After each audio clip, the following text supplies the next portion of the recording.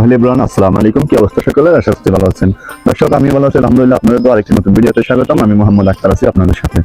দর্শক শ্রোতা, ভালোবাসা যে এখন আমাদের সমাজে, আমাদের গ্রামে, আমাদের দেশে যে এখনো ভালোবাসাটা ঠিক আছে তার একটু উদাহরণ আপনাদেরকে আমি একটু পরে দেখাবো। আমি কি কথা বলতেছি কিন্তু আমার কথাগুলো আপনি শুনে যাবেন, নয়তো আপনি বুঝতে পারবেন না যে আমাদের সমাজের মধ্যে এখন পর্যন্ত ভালোবাসা বলতে জিনিসটা বেঁচে আছে। বিবাহর মাত্র 14 দিন পরে তার হাজবেন্ড, নতুন বিবাহর কথাটা আপনি খেয়াল করেন, নতুন বিবাহর 14 দিন পরে তার হাজবেন্ড যে কোনো কারণবশত জেলে চলে গেছে, সাধারণ জেলে চলে গেছে, যে কোনো কারণ হোক সেটা আমাদের জানার বিষয় না।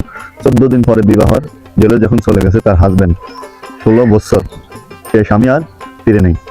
কেউ আর বিয়ে হয়ে গেছে, পালাই গেছে, যাই নেই। এটা হচ্ছে যে প্রকৃত মানুষ, এটা হচ্ছে যে মেয়ে। কিছু শিক্ষা ওনার কাছ থেকে আমরা পাবার যোগ্য। কারণ যে হাজবেন্ড 14 দিন পরে বিয়ের চলে যেতে পারে, সে হাজবেন্ড আবার 16 বছর পরে আসলো, তাহলে বুঝে নেন ওই নারীটা তো চলে যাওয়ার কথা, তাই না? এটা আমার প্রশ্ন, উনি তো চলে যাওয়ার কথা। দোয়া করি তার জন্য। আমি জানি না উনি কোথায় আছে, কিন্তু আমার জায়গা থেকে আমি ওনাকে দোয়া করি এরকম মেয়ে যেন প্রতিটা ঘরে ঘরে জন্ম হয়। 16 বছর পর্যন্ত উনি অপেক্ষা করে ছিল, ওই 16 বছর পরে তার হাজবেন্ড এসেছে, বুকের মধ্যে জড়িয়ে ধরছে। দেখেন ভিডিওটা, দেখেন আমার পাশে ভিডিওটা চলতেছে, আপনারা দেখেন। আমি কি মিথ্যা কথা বলতেছি না সত্য কথা বলতেছি? এটা হচ্ছে যে ভালোবাসা। আমাদের সমাজের মধ্যে এখনো ভালোবাসা ঠিক আছে। এরকম ভালোবাসা প্রতিটা ঘরে ঘরে জন্ম হোক। তোমাকে লাইক করি এবং আমি তোমার জন্য মন থেকে আমার দোয়া থাকবে, আর কিছু না, মন থেকে দোয়া থাকবে।